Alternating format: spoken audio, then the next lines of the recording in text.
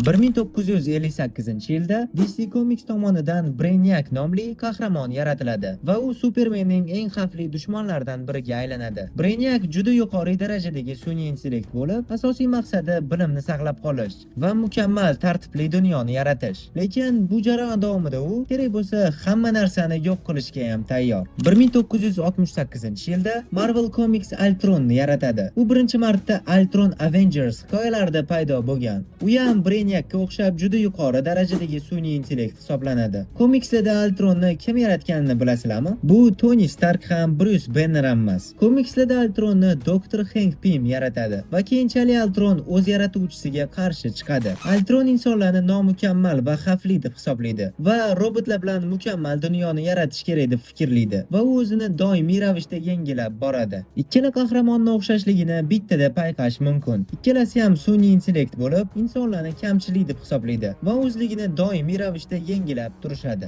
Lekin ular orasida farqlar ham bor. Misol uchun Brainiac kosmik darajadagi yovuz hisoblanadi. Ultron esa ko'proq insonlar va yer sayyorasi bilan cheklangan. Natijada Brainiac g'oyasini Marvel yanada agressiv qilib rivojlantirgan. Shu sababdan ko'plab muxlislar Ultron obrazini Marvel DC'dan ilhomlanib yaratgan degan fikrga ega.